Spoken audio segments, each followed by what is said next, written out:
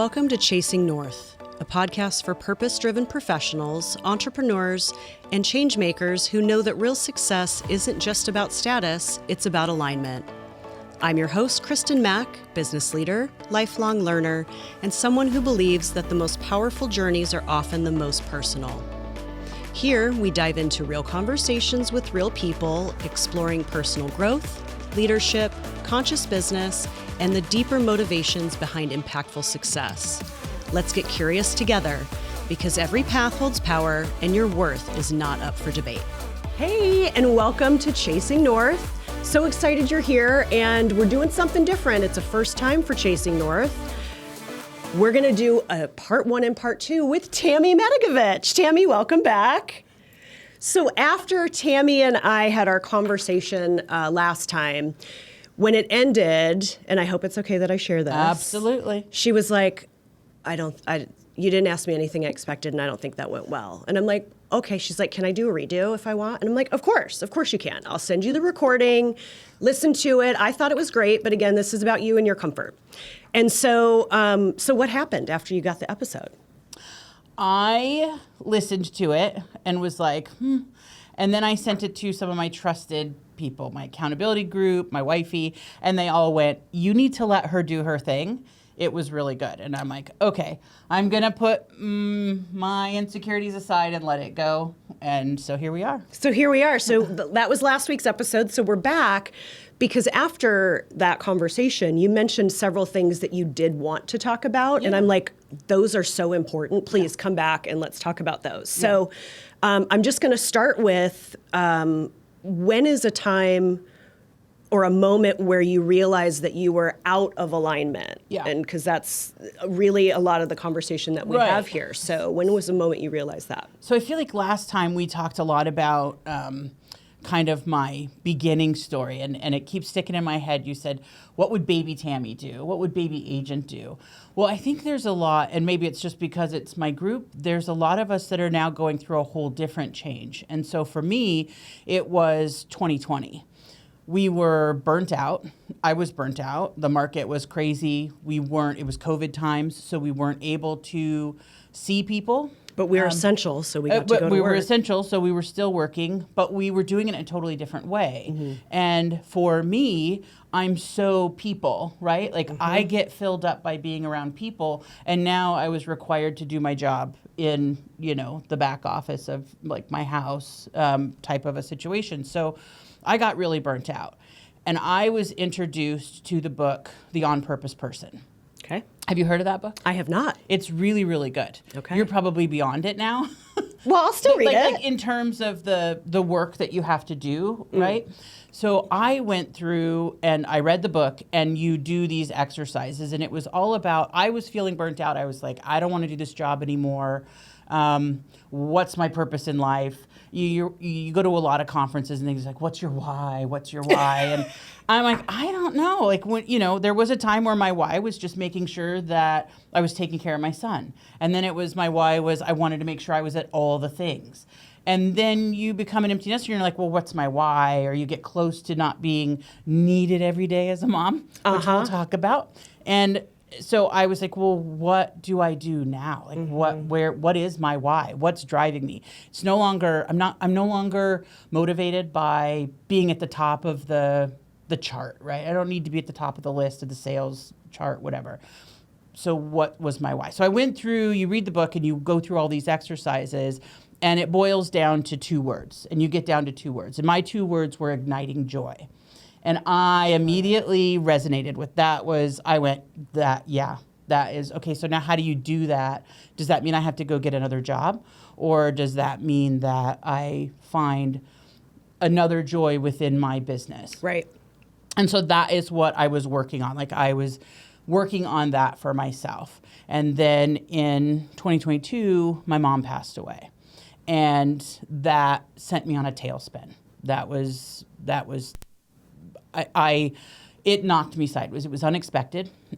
She was young, 69, and I went from being an extrovert and from being filled up by people, I got to see what it was like to be an introvert. Like people drained me. I did not want to be around people. I struggled to even do the bare minimum. That was my job. I spent a lot of time in bed, right? And it was, what do I need to do today? Okay, go do that. And then I'm getting right back in bed, like that level of depression. And then it was my wife that gently guided me towards therapy. Yeah. And she said, you need to deal with this. Like, you can't go on this way. And I had a bad experience with therapy in the past. Haven't we all? Right. And it's true what they say, find the right therapist. Sure. When I was getting ready to graduate from grad school, I had all these anxieties about, I have to be a grown-up now. And I'm like, well, what am I going to do with myself? And so I went to this therapist. And have you ever become a grown-up yet? No. Okay, good. I'm still working on it. But I went, and she said, well, what's wrong? And I said, well, I'm having these anxieties about, going out into the world. And I had already been in the working world. Like, I was a working student. So why was I nervous? Well, she said to me, she goes, well, what do you want to do? And I said, I want to be an entrepreneur. And she goes, well, isn't entrepreneuring just about failing? And I said, that's your therapy advice for me? Like, that's not good, right? So I mean, yes, it is, but failure's not bad. So I'm never going back to therapy again. And I was like, clearly I failed therapy. That's the way I felt. Yeah. But so I was like, okay, fine. Well, now, today, Tammy, and this all comes from, it's amazing what you learn when you do things. So from doing this, and I was like thinking back to that time, I had more to say to her that I was afraid to say. It was at that time that I was starting to realize that I was realizing that I was not who I thought I was, and that I was, talk about that coming out story. Sure. But I thought that she was supposed to ask me all the questions that would tell me the answer that I probably knew in the back of my head. Well, that's not how therapy works. No. You have to actually say things, and then they go, okay, now you're going to do work on this, right? Yeah. So fun. So I went to grief counseling, and one of the best things that I learned from my grief counselor was that without grief, you don't have joy. Correct. Right? And without joy, you don't have grief. And it's like, so how lucky am I to have loved my mom so much that I have the joy, and that I have the grief because I loved her so much. And so working through that and doing all the other work, I also, she helped me realize that not only was I grieving my mom, but I was also grieving being an empty nester. And that was not on my radar. Yeah. Like, we raised our son to fly and be free. Get out of the house, we got things to do too. Yeah. Right? But when you have any kid, I'm not going to, this people are going to be a jerk if I say this, but he was in organized sports. My son was in organized sports from the time he was 10 until he was in college. I was at every game, every practice. They don't let you do that in college, by the way. But, but I was at everything. Yeah. And now you have this space to fill, and you think, well, yeah, we love to travel. We have very active, lives. Why is it going to matter? But being that day to day, seeing him every day, it's totally different. And you don't realize it. And I didn't realize it because I thought that's not the parent that I was, right? And then through all of that, it was like, oh, I'm also going through perimenopause. So everything happens in threes. Yes, right? So that was it. So here I was crying for no reason. I was moody. I was losing my hair. And so all of that began this exploration of what's next for me. Yeah.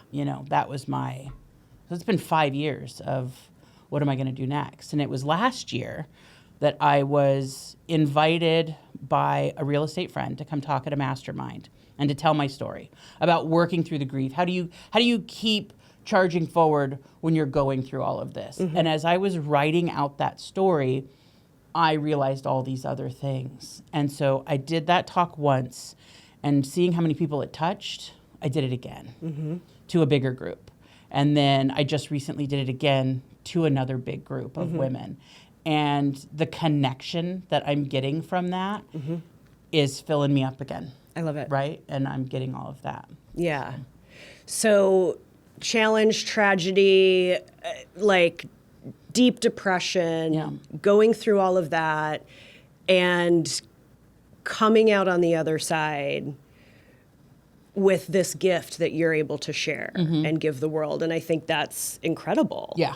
Yeah. You're creating ripples and you're helping other people. And the reason I was like, oh my gosh, please come back, because this is so interesting. So I am currently, my boys are going to be moving out in the next couple of months. They live with us for the most part now. And all their friends and all their, like everybody's always at our house. It's our house. Wow. You're that cool parent, you know. Duh. But it's something that I had to have, like my business coach was like, you're not allowing them to grow. You're failing them by holding them in. You need to let them go and let them fly and let them learn and teach them to budget and do all the things that you weren't taught, that you learned the hard way. Like sit down with them and teach them these things, and you will do it together. Yeah. But yeah, so that, and then also... And you have to let them make their mistakes. I know. 'Cause we want to clean up. I know. Like, we know how to do it, clean it up. But you got to let them fail forward. Right. Yeah. And Brene Brown, actually, I saw one of her talks, videos, something, and it was around that. And she's like, you have to, they need to know that they can walk through the darkness and it's okay. Yeah. Instead of just fixing everything, that's your shame. That's your control. Yeah. Oh, yeah. And it's the near enemy to connection is control. Because you're trying to fix it and you think you're doing them a favor, but in an actuality, you're not connecting with them at all. Right. You're fixing it for yourself. Yeah. And she used because I need it to be okay. Right. I need it to be okay. Yeah. And I need my kids to get that B, or I'm going to fight for them. Like, that's not fair. That teacher's rude, whatever. It's like, learn their lesson, let them do it. And so that was impactful for me to hear that, because I'm starting to get, but it's like, this is big boy stuff. This isn't like, oh, you didn't get a good grade on a test, right? The minute they turn 18, everything becomes, you can go to jail. You can go to jail. Oh, they know. We had a little speeding issue for a little while, but we're good now. We're figuring that out. So they like their freedom. They didn't want to lose that. So it was like, look, dude, you guys got to figure this out. Yeah. And then the other thing that it was just like, I was so grateful that you brought it up, was the perimenopause. Yeah. So I'm going through that for about a year. And we don't talk about it enough. We don't talk.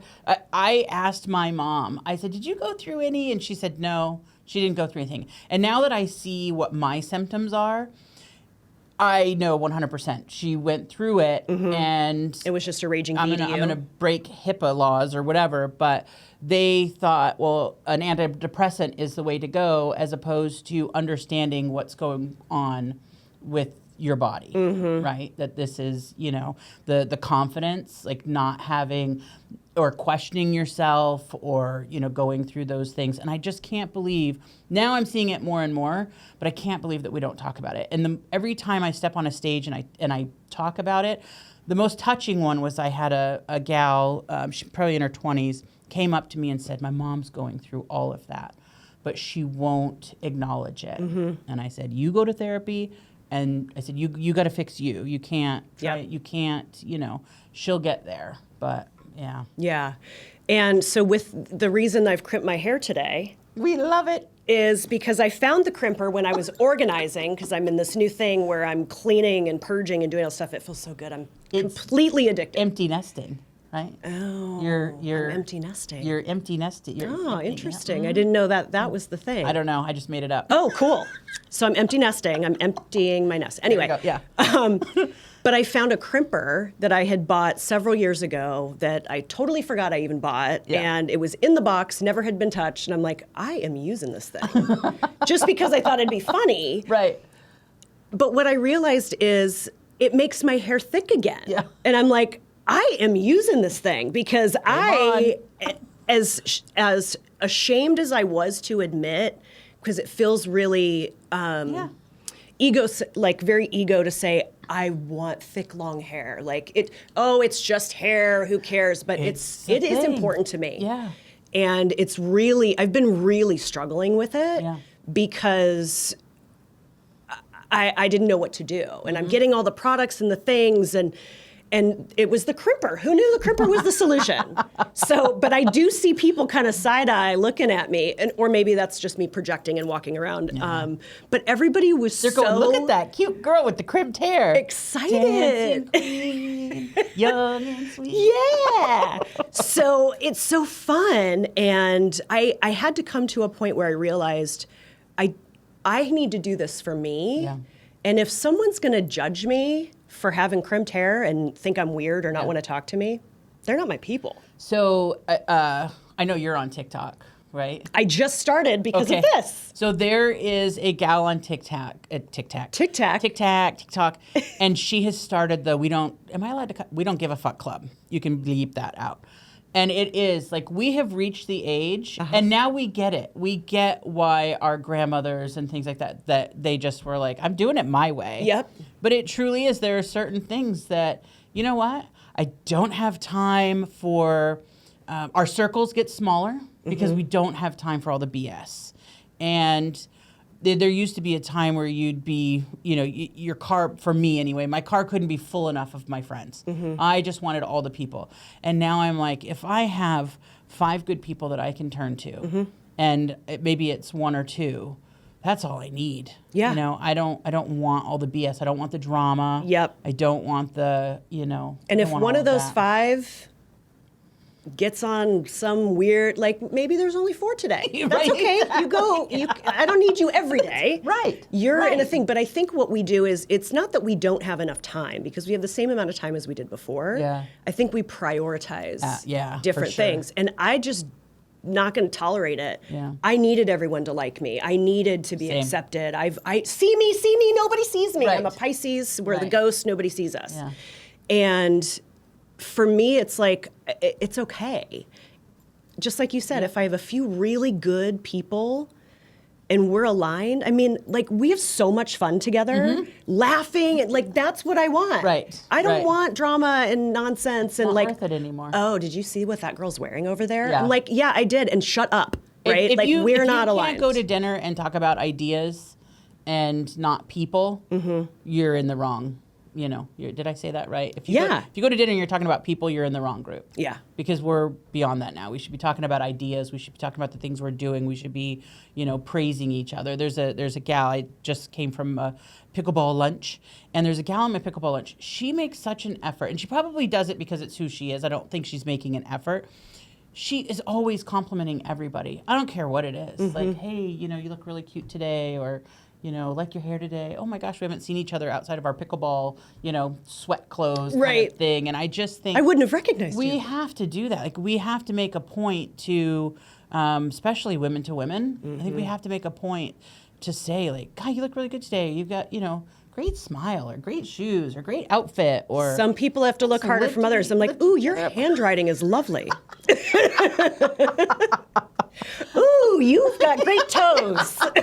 Ew. Some people, you got to look a little harder. But yeah, no, I'm totally with you on that. Yeah, find something nice to say. Yep. And it will soften your reaction. So I've noticed if I have this weird feeling inside in a conversation with someone that maybe I don't want to have, or it's getting heated or uncomfortable, if I can find something even to tell myself about them that I like, it helps me calm down, reframe, and I'm able to continue that conversation and not get to a place where, because I don't want to show up that way. Yeah. So how do I keep this in check? Because this is the only thing I can control. This is the only thing we can control. Yeah. Ourselves. Yeah. Because the rest, everybody crazy. we all have our stuff. The world is crazy. But So you mentioned your pickleballers, but you called them something different. My pickle pals. They're my pickle pals. What? I mean, you've reached middle age when you're, like I'd rather play pickleball than do anything else right now. And what a community. I mean, what an amazing community of people that everybody's so friendly. And today, one of the gals, she broke her collarbone. And so we all got together for lunch to see her. And playing pickleball? No. Oh, okay. She fell off a ladder, but well, it happens. Yeah. So it was just nice. We all got to see each other outside of the pickleball, and there's bunko sometimes, and there's so it's that finding these little groups that just fill you up. You know you're a middle-aged woman when you say pickleball and bunko in the same sentence. What can we do? But it's that finding your people. Yeah. You know, and relieving a little stress at the same time. Yeah. So. No, I love it. And Doctor doesn't like the fact that, you know, I limp around like an 80-year-old because my knees are all jacked up now, but. Well, you know, it happens. Yeah. It happens. So pickleball, like, how did you get involved in that? Because I am a tennis player, but not good. Yeah. My husband played in college. He's trying to teach me. And I mean, God bless him, because I'm athletic, but You do fine. You see him play against these guys, and I'm like, I don't want that ball to hit me. It's painful. You would do fine. Well, but here's the thing. I've been told I can't pickleball Why? by the tennis people. Oh. You guys are taking all our courts. Oh, come on. Taking all our courts. You Go to a guys. special pickleball gym. You guys get to play outside. Yeah. And there's a running joke that pickleball is for people that aren't coordinated enough for tennis. Probably. I don't know. I was never a tennis can't player. afford golf. Golf is expensive in time. Not So it was just funny. But Yeah. I definitely see the community and I get it. Yeah.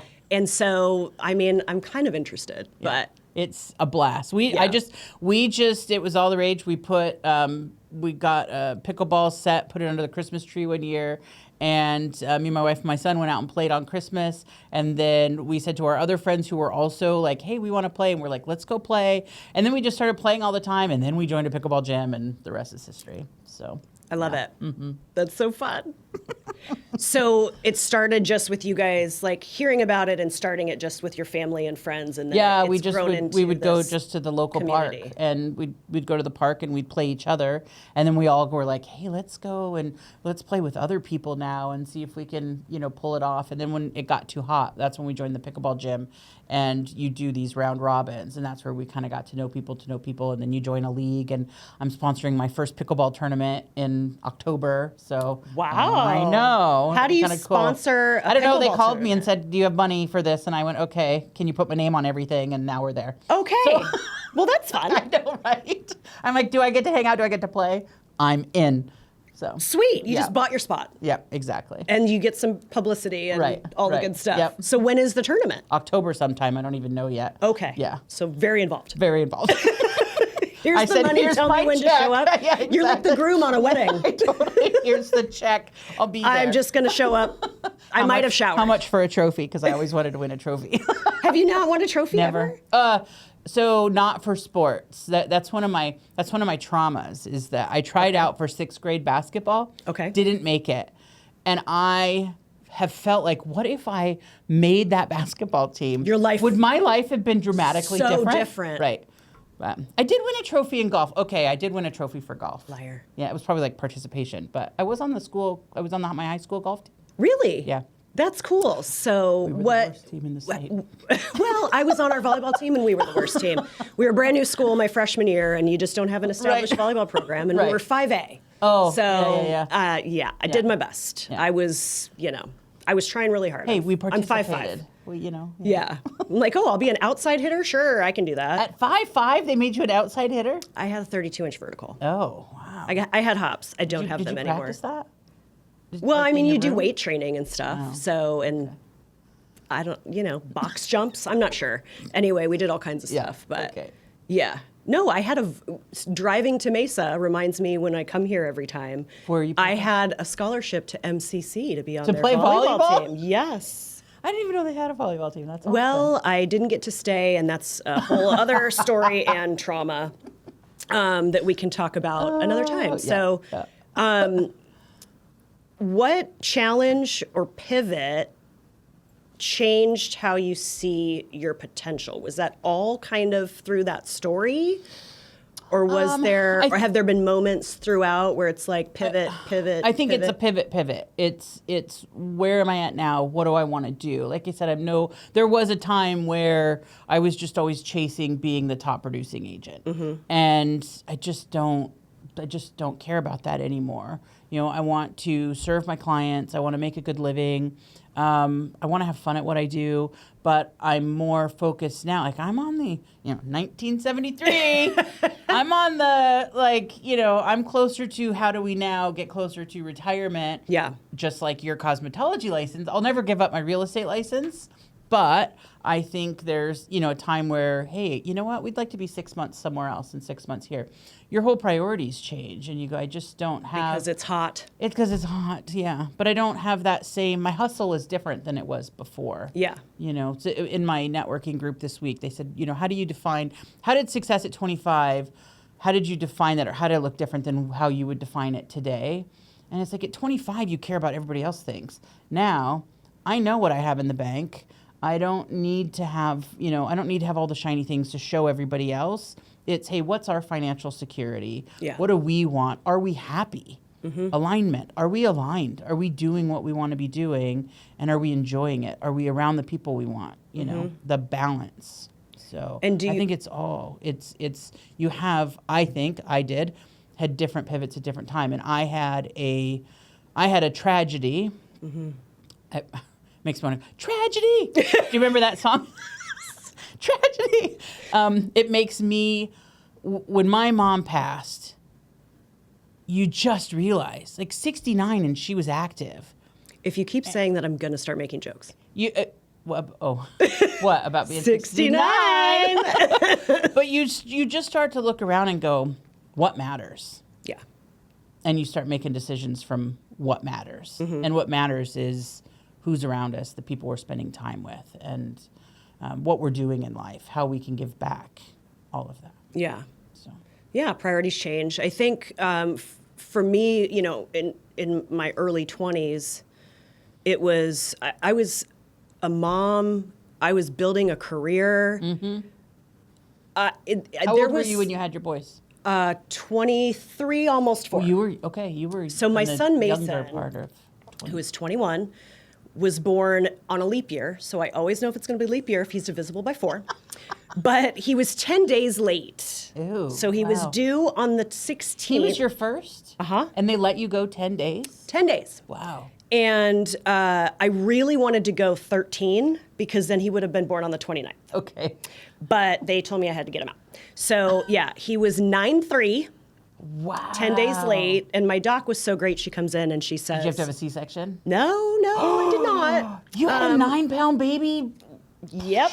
Wow. Yeah. Things, they can stitch it up. It's fine. So anyway. I have a stitching story. That's for a different podcast. So, but yeah, and then the doc comes in the next day checking on me, and she's like, I just delivered a 10-pound baby, down the hall. I went, oh my God. And she goes, if they're over 9, it's kind of all the same thing. And I went, oh, I'm so glad I made that milestone. Oh, geez. I have to imagine it's different, but I don't know. So, and then Landon was on time, and he was 8'11". I just make big babies, apparently. Wow. So, Huh. but yeah, so they're 22 months apart. So I was 23 when he was born, but I turned 24 like a week later. Okay. So. You see, I was older. I was 28, I think. Yeah. So, but I was moving from hairdresser into title world. So you had mentioned my cosmetology license. So moved out of hairdressing, having my own business, kind of running that, into going into the title business. Really, I did it because I wanted benefits, because we were both self-employed and it was very expensive to have babies with no insurance. And so I went and got the corporate job as a receptionist at a title company. Oh, I was going to say, why title and not like realtor, where all those people skills, not that the people skills didn't count, but you started from the ground up. Now I'm here. Now I'm here. I'm like, that's a song. Yeah. Started from the bottom, now we're here. Yeah. So I started, one of the girls that I worked with at the hair salon was like, well, my husband's works at a title company, but they're hiring for a receptionist. She's like, I know that's not right, but it comes with benefits. Something, right. And so I went and interviewed with them, and I started as a receptionist in, 2021, 2. And then I stayed home with Mason for 2001, 2, sorry. Okay. I'm adding extra numbers. Wait a minute. Yeah, it's been 3 years. No, it's been 23. Express train to the top of the ladder. I was receptionist 3 years ago, and now I'm a president of a company. No. And I just want to touch you and get some of that. Yeah, okay, good. Yeah, so good. So But what I did was, I totally lost my train of thought now. This Oh, that's because I interrupted. Yeah, Okay. but also it's the change. Yep. And so anyway, went through, started as a receptionist, stayed home for 15 months, and did get my real estate license. And then I went back to title and kind of moved up from there. Yep. But yeah, so it's been fun. It's been a great career. I love it. And it is. fun. It is. It's a roller coaster, but it's fun. Yeah, and I've done all the things. I did sales. I've done escrow. I've run branches, and it's just I just love it. You're the boss lady. Well, I'm one of several bosses, which is so great to not be the only one. Right. Yeah. It's nice that we can all collaborate. And work I together. think that is huge. Being able to have a good group to collaborate with. Yeah. That's where me making the move over to Good Oak Real Estate. I can at any time pick up the phone. I've got some amazing people that are there to just bounce things off of, and I think it's fantastic. Yeah. Yeah. All right, so I'm sure you see you were I very see aware of the wrap-up screen last time. I'm very casual this time. Yeah, you're doing great. The wrap-up didn't scare me or anything like that. So, yeah. Is there anything else that you want to share before we sign off? I want to say thank you. Thank you for letting me be a diva and come back and do it again. Take over the show. Thank you. This is a lot of fun, and I just, I think find somebody that you can talk to. Talk about grief. Talk about menopause, talk about all the things, talk about being an empty nester. There's no better time we need to be sharing and connecting. Yeah. And that would be my biggest. And it's okay if we do not care. Yeah. You There's don't that have one to I care. sent you on Instagram. She's like, we do not care. We do not care. That's her. If there is no milk, eggs, or butter in the house, you pass the same grocery store I did on your way home. Right. We do not care.